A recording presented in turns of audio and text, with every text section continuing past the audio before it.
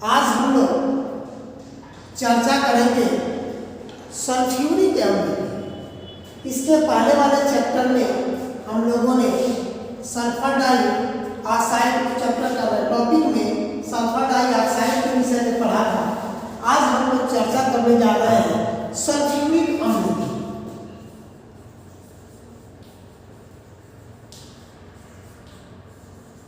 Sulphuric अम्ल का जो सूत्र होता है वो होता है H2SO। देखिए, प्राचीन काल में पहले के समय में हम लोग जो सल्फ्यूरिक अम्ल का निर्माण था वह क्रिस्टल फेरस सल्फेट से हम लोग प्राप्त करते थे, जिसका फार्मूला है क्रिस्टल फेरस सल्फेट का FeSO4 × 7H2। इसको हम लोग क्या करते थे, गर्म करते थे। जब गर्म किया जाता था तो यह फेरिक ऑक्साइड में Fe2O3 में कन्वर्ट होता था। उसके बाद यह SO3 के रूप में कन्वर्ट होता था। फिर कुछ मात्रा में हमें पानी मिलता था और उसके बाद सल्फर डाइऑक्साइड गैस के रूप में हमें प्राप्त होती थी। अब देखिए, फेरस सल्फेट को जब हम लोगों ने गर्म किया तो फेरिक ऑक्साइड मिला, उसके बाद से सल्फाइड मिला, सल्फाइड के बाद से पानी मिला, पानी के साथ सल्फर डाइऑक्साइड। अब इस SO3 को फिर से SO3 को फिर से जल की उपस्थिति में रिएक्शन कराई जाती थी, तो यह H2O क्या करता था, सल्फ्यूरिक अम्ल का निर्माण करता था। और इस तरीके से हमें सल्फ्यूरिक अम्ल हमें प्राप्त होते थे। अब इस अभिक्रिया में देखिए, सल्फर 2 है, इसमें सल्फर 2 है, क्लियर। फेरस आयरन 2 है, आयरन 2 है। ऑक्सीजन कितना है, हाइड्रोजन की तुलना करें, हाइड्रोजन यहाँ पर 2 है, यहाँ पे 7 गुना 14, 14 गुना 28, यानी कि यहाँ पर 14 से मल्टीप्लाई कर दें तो हाइड्रोजन यानी पानी की क्वांटिटी क्लियर हो जाएगी। अब ऑक्सीजन की बात करते हैं, 7 गुना 14 ऑक्सीजन यहाँ और 4 गुना 8 ऑक्सीजन है, तो 8 और 7 गुना 14, 14 और 8 22। यहाँ पर कितने हैं, 3 3 6 और 14 20 और 20 तो 22। तो इस तरीके से हमारा समीकरण भी संतुलित है। अब हमने देखा कि क्रिस्टल फेरस सल्फेट को गर्म करने के बाद ferric oxide plus sulphide plus पानी और प्लस सल्फर डाइऑक्साइड के रूप में इसका विघटन हो रहा है। अब इसमें फेरस ये जो SO3 सल्फाइड है, वह सल्फाइड पानी के साथ अभिक्रिया करके सल्फ्यूरिक अम्ल का निर्माण करता है। यह तो हमारी प्राचीन पद्धति हो गई। अब इसके बाद से हम जनरल प्रिपरेशन मेथड की बात करें। जनरल प्रिपरेशन मेथड में पहला मेथड यही यूज होता है कि सल्फाइड को पानी के साथ अभिक्रिया कराए तो सल्फर डाइऑक्साइड सल्फ्यूरिक अम्ल की प्राप्ति होती है। दूसरी विधि में अगर हम देखना चाहें तो सल्फर डाइऑक्साइड को अगर हम हाइड्रोजन पेरोक्साइड के साथ अभिक्रिया कराते हैं, हाइड्रोजन पेरोक्साइड, इसका नाम है हाइड्रोजन पेरोक्साइड, हाइड्रोजन पेरोक्साइड की अभिक्रिया कराते हैं तो यह क्या करता है, O2 इस O2 के साथ संयोग करके यह क्या बनाता है, हाइड्रोजन यानी कि सल्फ्यूरिक अम्ल का निर्माण कर लेता है। तो एक विधि हो गई सल्फर डाइऑक्साइड, जब हाइड्रोजन पेरोक्साइड के साथ अभिक्रिया करता है तो यह क्या बनाता है, सल्फ्यूरिक अम्ल बनाता है। ठीक है, पहली विधि हो गई। अगर हम इसको पानी की उपस्थिति में क्लोरीन से अभिक्रिया करें, पानी की उपस्थिति में अगर हम क्लोरीन के साथ अभिक्रिया कराते हैं तो यानी कि सल्फर डाइऑक्साइड का जलीय विलयन, सल्फर डाइऑक्साइड का जलीय विलयन SO2 प्लस 2H2O और प्लस Cl2। अब देखिए यह होता क्या है, 2H2 दो हाइड्रोजन इसके साथ आया, दो ऑक्सीजन इसके साथ आया और मिलकर के क्या बना दिया H2SO4। इसमें से दो हाइड्रोजन निकला, इस क्लोरीन दो क्लोरीन के साथ मिला और 2HCl का निर्माण कर दिया। जब सल्फर डाइऑक्साइड के जलीय विलयन में क्लोरीन गैस प्रवाहित होती है तो उस समय में सल्फ्यूरिक अम्ल और हाइड्रोक्लोरिक अम्ल का निर्माण होता है। तीसरी चीज, अगर हम सल्फर डाइऑक्साइड को HNO3 के साथ मिल किया करें, SO2 प्लस SNO3, 2HNO3 के साथ क्रिया कराते हैं तो यह बनाता क्या है, एक H2SO4 बनाता है, पहली चीज। और दूसरी चीज 2NO2 का निर्माण करता है। कैसे करता है अब यहां देख लीजिए, यह SO2 प्लस SNO2 और एक यहां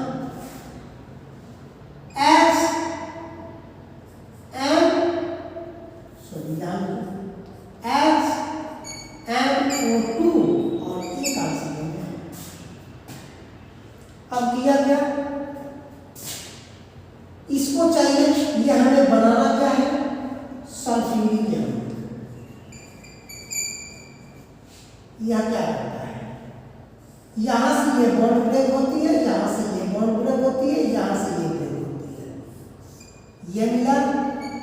ये मिला और ऐसे मिलकर के यह OH मिलकर के दो ऑक्सीजन और दो ऑक्सीजन, चार ऑक्सीजन हो गए, चार ऑक्सीजन, एक सल्फर, दो हाइड्रोजन, बचा क्या, यह जो बचता है वह है हमारा NO2 एक और NO2 दो, और यह मिलकर के बना लिया 2NO2। तो सल्फर डाइऑक्साइड नाइट्रिक अम्ल के साथ विक्रिया करके सल्फ्यूरिक अम्ल और 2+2NO2 का निर्माण किया। क्लियर? अब हम इसकी भौतिक प्रॉपर्टीज की बात करते हैं। इतने के बाद अब हम इसकी भौतिक गुण और रासायनिक गुणों का अध्ययन करेंगे।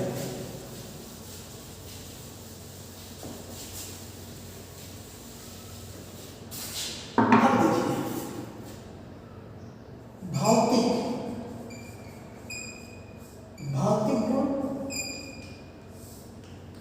भौतिक गुण में पहला है यह रंगहीन है,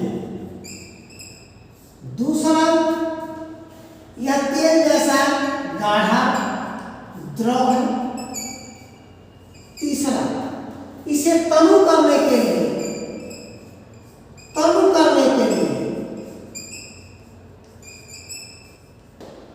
जल में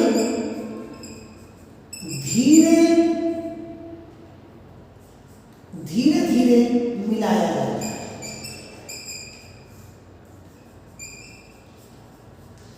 इसे कॉन्सेंट्रेट से डाइल्यूट करने के लिए क्या किया जाता है, धीरे धीरे मिलाया जाता है। अर्थात यह हमारा रिएजेंट बॉटल है, इसमें पहले क्या करते हैं, पानी डालते हैं, पानी भर जाते हैं तो इसमें बूंद बूंद करके H2SO4 डालते हैं। क्यों? क्योंकि जब यह डालते हैं तो उसके बाद से इसमें से गैस निकलती है, हीट के रूप में उष्मा निकलती है, और यह जो दोनों मिलते हैं जब तनु विलयन बनता है उस समय उष्मा छेदी अभिक्रिया होती है, उष्मा छेदी अभिक्रिया में उष्मा निकलती है, और यह उष्मा अगर डायरेक्ट डाल दें तो यह उष्मा मैक्सिमम होगी उस अवस्था में यह क्रैक कर सकता है, लेकिन धीरे धीरे डालने पर ऊष्मा की मात्रा मिनिमम रहती है। इसी वजह से इसको धीरे धीरे डालते हैं ताकि यह विलयन भी हमारा सही हो और यह रिएजेंट बॉटल भी हमारा सही सुरक्षित रहे, ताकि हम इसकी उपयोगिता जो तनु विलयन बनाना है वो हमें बन सके। क्लियर? इसके बाद अब हम करते हैं आईडीटी प्रकरण की।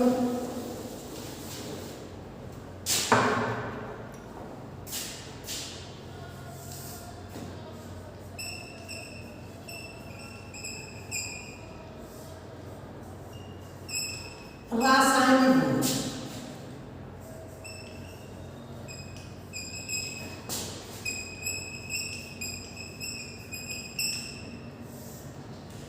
रासायनिक गुणों में हमें पहली चीजें हैं डिसोसिएशन, अर्थात वियोजन। वियोजन का मतलब होता है टूटना। जब सल्फ्यूरिक अम्ल को हम अगर गर्म करते हैं तो यह सल्फाइड में और पानी में टूट जाता है। SO3 plus H2। यह एक उत्क्रमणीय अभिक्रिया है। अगर दोनों का संयोग कराएंगे तो यह हमें प्राप्त होती है। यह होता क्या है? यह गर्म होती है कितने डिग्री सेल्सियस पर? 338 डिग्री सेंटीग्रेड ताप पर। अगर हम इसको गर्म करते हैं तो सल्फ्यूरिक अम्ल सल्फाइड और पानी में वियोजित हो जाता है। तो पहली अभिक्रिया क्या हो गई? वियोजन अभिक्रिया हो गई। दूसरी एसिडिक रिएक्शन, यानी अम्लीय नेचर।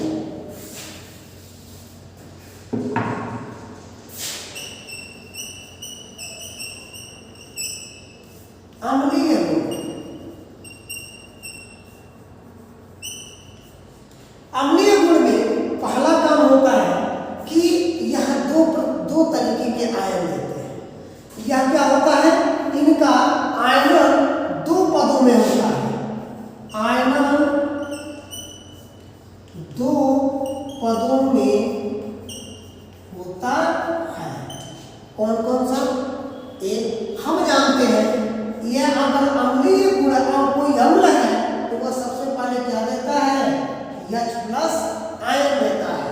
अब यह देखिए जो H2SO4 है, वह H2SO4 जब ब्रेक होता है तो ये यहाँ ब्रेक होगा तो यह क्या देगा? H+ आयन देगा और प्लस HSO4 आयन देगा।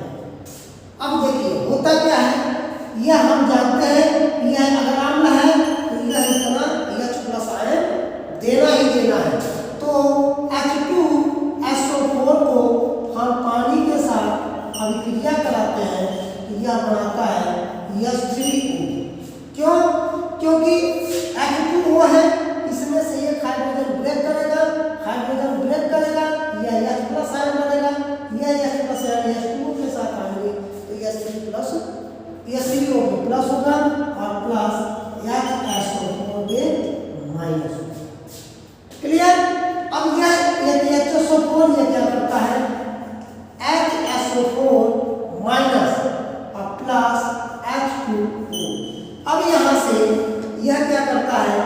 यह हाइड्रोजन ब्रेक करता है और ब्रेक करके यह इस H2O के साथ आता है और यह बनाता है हाइड्रोनियम आयन और प्लस सल्फर और हाइड्रोजन के बीच का बॉन्ड ब्रेक करता है, जिसकी वजह से सल्फर की वैलेंसी और कम होती है और इस तरीके से यह SO4 पे -2 आयन देता है। तो आपने देखा यह दो पदों में होता है, एक पद ये है और दूसरा पद ये है। क्लियर?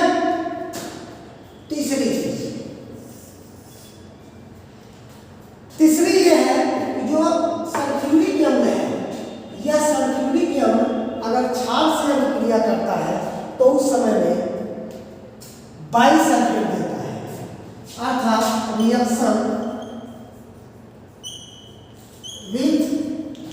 बेस। क्षार के साथ अभिक्रिया, क्षार के साथ क्रिया। अब देखिए sulphuric acid plus sodium hydroxide 2NaOH, यह क्या करता है, sodium hydroxide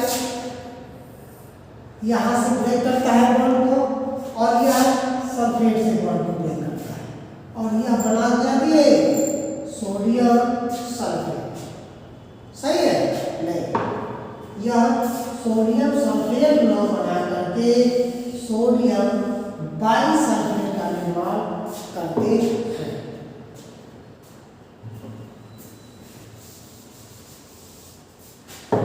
sulphuric acid sodium hydroxide के साथ अभिक्रिया करता है तो यह बनाता है। अब देखिए यह H को अगर हम ऐसे लिखें HH, यह सोडियम सल्फेट के साथ मिल करके क्या बना दिया, NaHSO4। बचा क्या, ये हाइड्रोजन, ये हाइड्रोजन, कितने हाइड्रोजन, 2 हाइड्रोजन ये हो गए और एक ऑक्सीजन ये हो गया तो ये बना लिए H2O।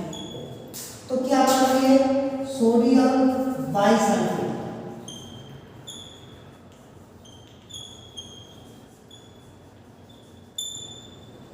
तो जब क्षार के साथ अभिक्रिया होती है सल्फेट की, सल्फ्यूरिक अम्ल की, तो उस समय में सोडियम बाइसल्फेट बनता है और प्लस पानी का निर्माण हो जाता है।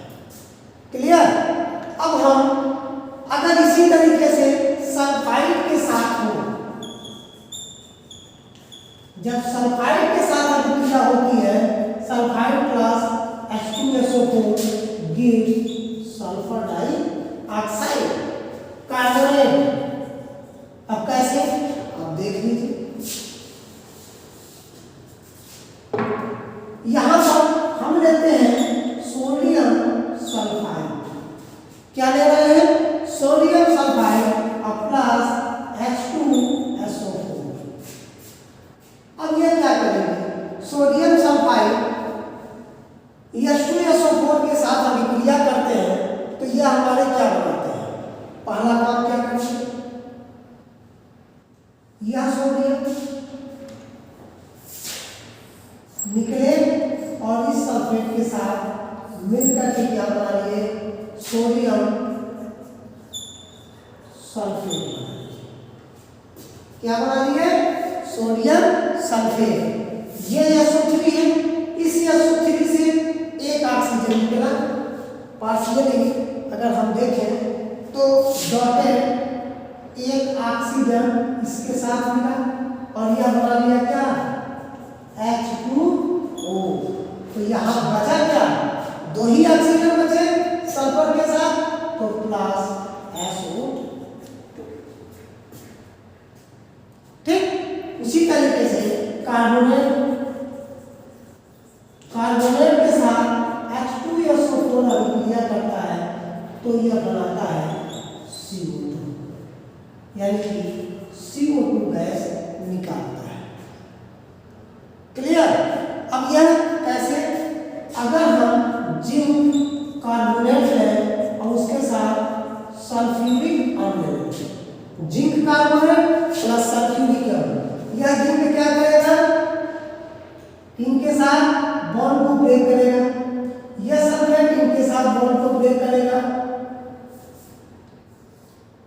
और यह मिलकर के क्या बना लिए, जिंक सल्फेट ZnSO4 बना लिए। बचा क्या, वही प्रोसेस, यानी कि पानी और प्लस CO2 गैस।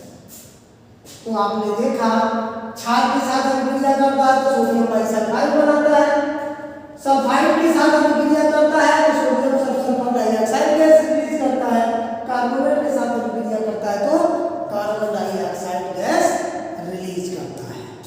इतने के बाद से अब हम चल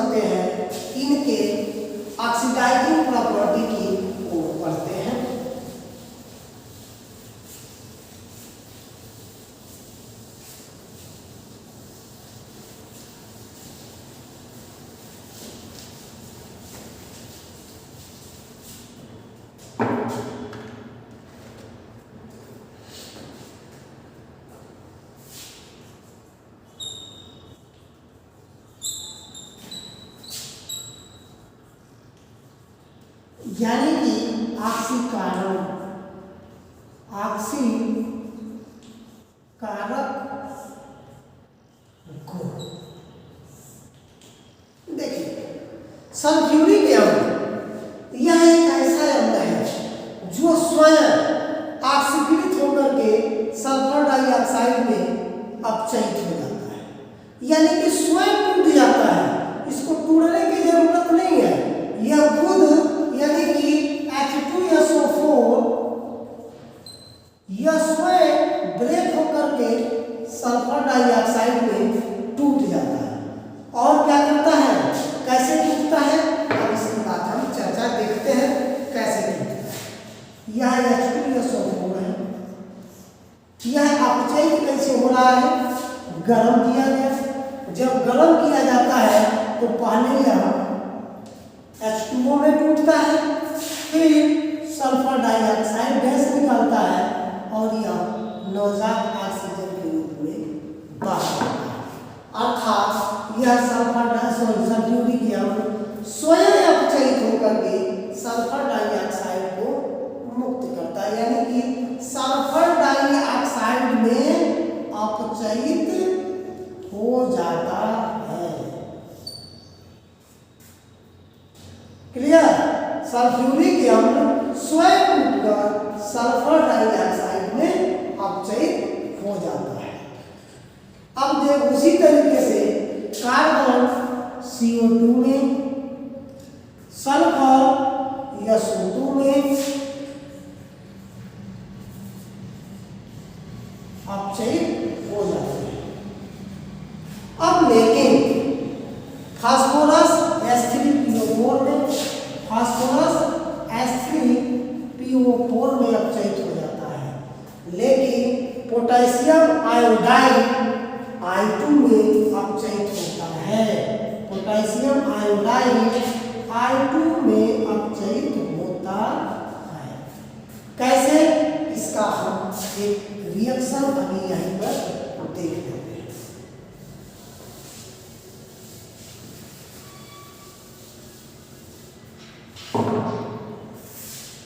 कि I2 में अपचयित होता है। क्लियर, देखिए 2Ki प्लस 2H2, 2Ki और प्लस 2H2, इतनी चीजें हैं, 2Ki और 2H2, इतनी चीजें आप देखिए। वीडियो चल रहा,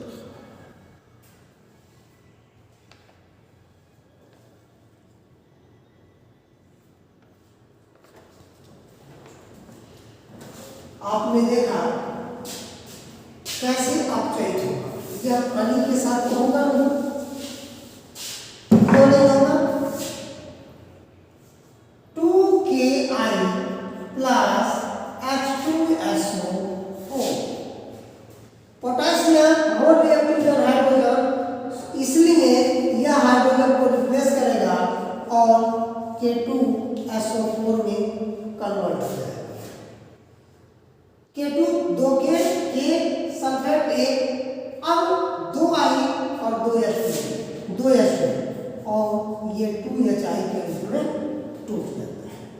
ठीक, अब आप जानते ही हैं कि H2SO4 स्वतः अपचयित होकर के पानी में बदल जाता है और सल्फर डाइऑक्साइड में बदल जाता है और प्लस एक नवजात ऑक्सीजन दे देता है। ठीक है, अब यह एक नवजात ऑक्सीजन क्या करेगा, अब देखिए यह जो 2HI है, यह 2HI इस नवजात ऑक्सीजन से क्रिया करेगा, 2HI प्लस यह नवजात ऑक्सीजन ज्यादा रिएक्टिव होता है, 2 हाइड्रोजन से एक ऑक्सीजन रिएक्शन करके H2O बना लेता है और 2 हाइड्रोक्साइड आयोडीन निकाल देता है। अब इसको जोड़िए, तो जोड़ेंगे तो क्या होगा, यह आई, यह नवजात, इस नवजात से कल से यहाँ 2HI, इस 2HI से कैंसिल, बचा क्या आपके पास 2KI प्लस एक H2SO4 और एक H2SO4, 2H2SO4 बनेंगे क्या, पहला K2SO4 प्लस एक H2O और एक H2O, 2H2O, और उसके बाद से सल्फर डाइऑक्साइड प्लस I2, तो पोटेशियम आयोडाइड I2 में अब चेंज होता है, कैसे, इसको आप लोगों ने देख लिया। पोटेशियम आयोडाइड सल्फ्यूरिक एसिड का क्रिया करके पोटेशियम सल्फेट बनाया, हाइड्रोजन आयोडाइड बनाया, या आप जानते हैं कि सल्फ्यूरिक एसिड स्वतः चेंज होता है इसमें सल्फर डाइऑक्साइड में। अब ये नवजात ऑक्सीजन देता है, यह नवजात ऑक्सीजन इस हाइड्रोजन आयोडाइड से अभिक्रिया किया, तो हाइड्रोजन आयोडाइड से अभिक्रिया किया H2O और प्लस I2 में। अब हम देख लीजिए, यानी कि फाइनल रिएक्शन हमारी इस तरीके से आती है, 2KI plus 2H2SO4 gives K2SO4 plus 2H2O plus SO2 plus I2। Clear? इसमें किसी को कोई डाउट तो होना नहीं चाहिए। अब इसके बाद से हम अधिक वाष्पशील अम्लों के निर्माण की विधि करते हैं।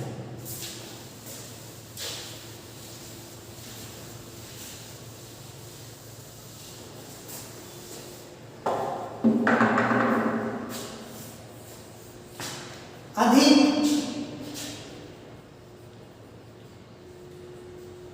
वाष्पशील अम्लों का निर्माण। अधिक वाष्पशील अम्लों का निर्माण यानी कि यह क्या करता है, अधिक वाष्प, जैसे हमारे मेटल हाइलाइड है, मेटल हाइलाइड अगर H2SO4 से अभिक्रिया करते हैं तो मेटल हाइलाइड यह क्या करता है, जो हाइड्रोजन हाइलाइड बनाते हैं HX और प्लस मेटल सॉल्ट बनाते हैं। मेटल सॉल्ट का मतलब यह मेटल SO4 बनाते हैं। कैसे, अब ये देखिए, मेटल हाइलाइड मान लीजिए MX है, 2MX का मतलब हम ऐसे लिखेंगे, यह क्या करेगा H2SO4 और H2SO4, ये कहीं करो, हम मेटल हाइलाइड के साथ क्या कर रहे हैं, SO4 हमारा ये हो गया, एक H यहाँ एक H यहाँ, ठीक। अब ये बनाया हाइड्रोजन हाइलाइड, यानी कि यह X इस हाइड्रोजन के साथ, यह X इस हाइड्रोजन के साथ मिलकर के क्या बना लिए, HX, कितने, एक 2 प्लस मेटल कितने हुए, 2, यह क्या बना लिए M2SO4, M2SO4, ठीक। अब यह जो X है, हाइलाइड है, यह क्लोराइड क्लोरीन हो सकता है, ब्रोमीन हो सकता है, फ्लोरीन हो सकता है, आयोडीन के फॉर्म में हो सकता है। अब इस तरीके से देखिए, जैसे सोडियम क्लोराइड, मेटल है सोडियम क्लोराइड, यह क्या कर लिया, 2 सोडियम क्लोराइड है, तो यह कैसे करेंगे, 2 सोडियम क्लोराइड है, एक सोडियम क्लोराइड हो गई और एक सोडियम क्लोराइड ये हो गई, यह क्या कर लिया, यस O4 हो गया, ये बॉन्ड ब्रेक किया, ये बॉन्ड ब्रेक हुई, तो इनके अंदर से ये ब्रेक हुआ और ये क्या बना लिए, 2HCl, बचा क्या, 2Na प्लस Na2SO4। क्लियर? तो इस तरीके से आप देखेंगे मेटल हाइलाइड सल्फ्यूरिक के साथ मिलकर क्या बनता है, हाइड्रोजन हाइलाइड बनाता है और मेटल सल्फेट बनाता है। क्लियर? अब इसके बाद हम लोग इसके निर्जलीकरण के रूप में पढ़ेंगे, निर्जलीकारक के रूप में के बाद से ऑक्सीकरण पढ़ेंगे। ऑक्सीकरण तो आप लोगों ने देख ही लिया है। इसके बाद हम लोग पढ़ेंगे PCl5 से अभिक्रिया और PCl5 से अभिक्रिया, SO3 से हमने अभिक्रिया देख ही लिया है। निर्जलीकारक के रूप में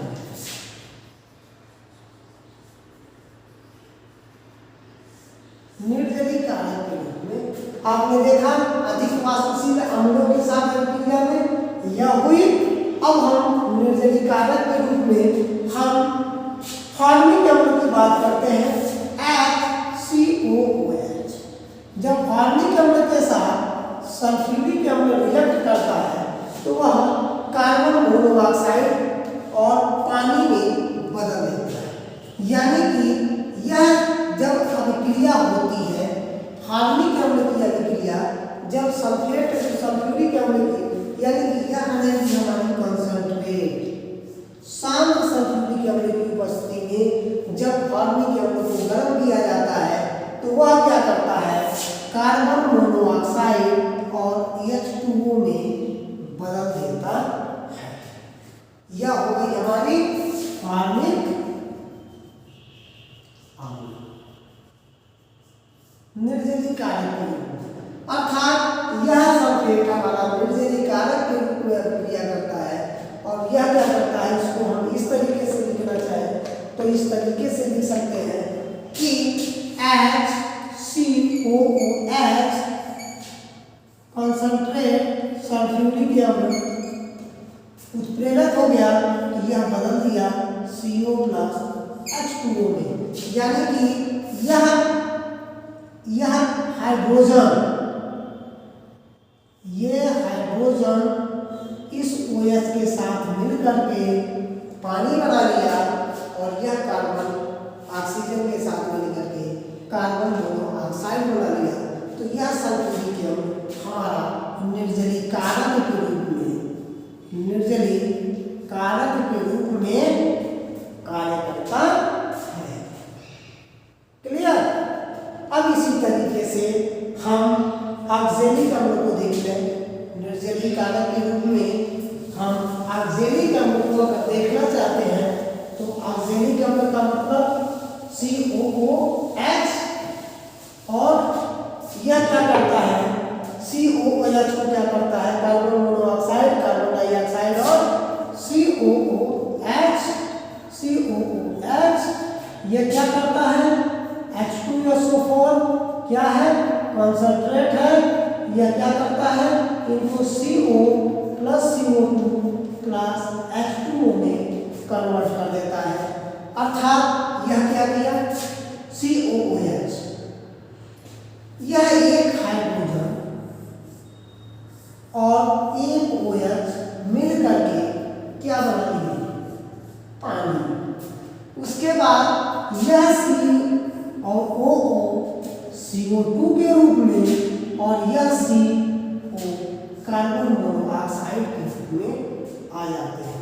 तो यहाँ पर आपने देखा कि फॉर्मिक अम्ल को जब यह कंसंट्रेट सल्फ्यूरिक अम्ल की कंसंट्रेट सल्फ्यूरिक अम्ल में मिलाया जाता है तो यह कंसंट्रेट सल्फ्यूरिक अम्ल फॉर्मिक अम्ल के साथ निर्जलीकारक के रूप में कार्य करता है और कार्बन मोनोऑक्साइड और पानी बनाता है। वही कार्बोक्सिलिक अम्ल के साथ भी यह निर्जलीकारक के रूप में कार्य करता है, निर्जलीकारक के रूप में बिहेव करता है और CO plus CO2 plus H2O बना देता है। क्लियर।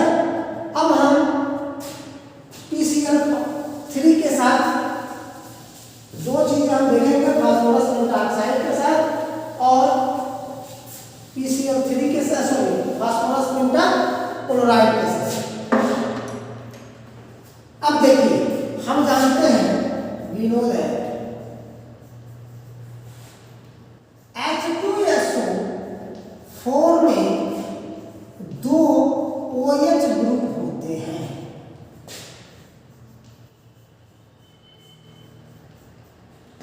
दो OH होते हैं, ठीक है।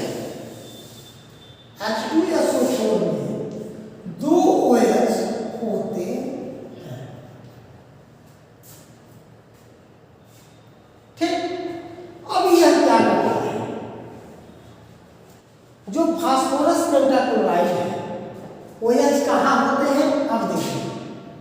यह H2SO4 है, इसको हम लोग कैसे लिखें? SO2, एक O नीचे और एक O ऊपर, इस O के साथ एक H यहाँ, इस O के साथ एक H यहाँ। अब ये क्या हो गया? फास्फोरस, ये क्रिया हो गई। अब देखिए phosphorus pentachloride reaction with PCl5, PCl5 में हम लिख दिए PCl3, एक Cl यहाँ, एक Cl यहाँ। क्लियर? अब यह क्या कर, X से यह क्लोरीन निकल गया, तो यह क्या बना दिया? HCl। क्या बनाया? HCl। अब यह बना दिया HCl प्लस, बचा गया यह क्लोरीन इस ऑक्सीजन के साथ, तो मिलेगा नहीं। अब इनकी वैलेंसी एक कम हो गई। अब यह क्या किया? यह है ऑक्सीजन, यह ऑक्सीजन क्या करता है? यह ऑक्सीजन इस बॉन्ड से ब्रेक करता है और PCl3 के साथ मिल जाता है। जब PCl3 के साथ मिलता है तो यह बनाता है POCl3। क्लियर? बचा गया इसका सल्फर की एक वैलेंसी इनकम्प्लीट हुई। यह सल्फर क्या करता है? इसका क्लोरीन से मिलता है और यहाँ पर जा करके ClSO2 और OH का निर्माण। अब इतनी बातें समझ में आ गई? तो इस तरीके से क्लोरोफॉस्फोनिक एसिड का निर्माण होता है।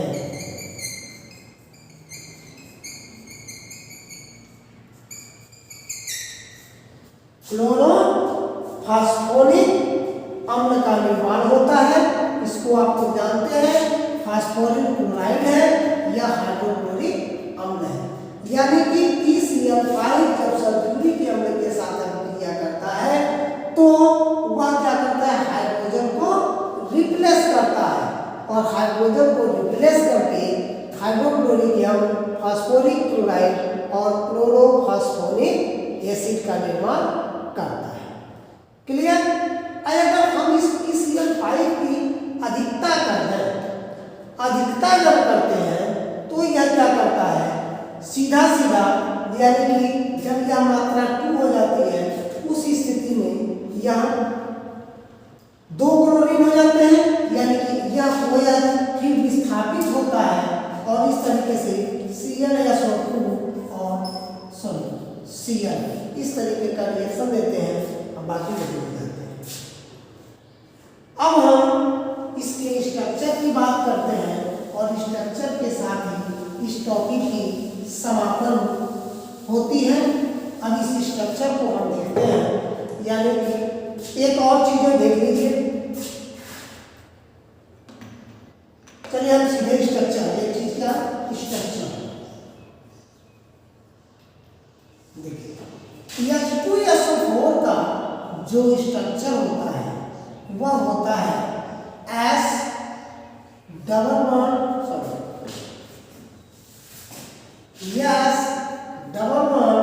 O डबल बॉन्ड O, यहाँ सिंगल बॉन्ड OH और यहाँ सिंगल बॉन्ड OH। इस तरीके से स्ट्रक्चर बनता है।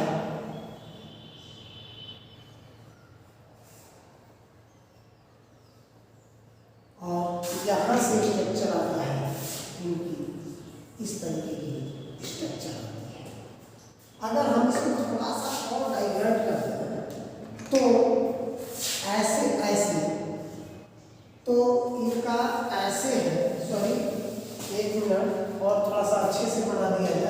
इनका स्ट्रक्चर ओ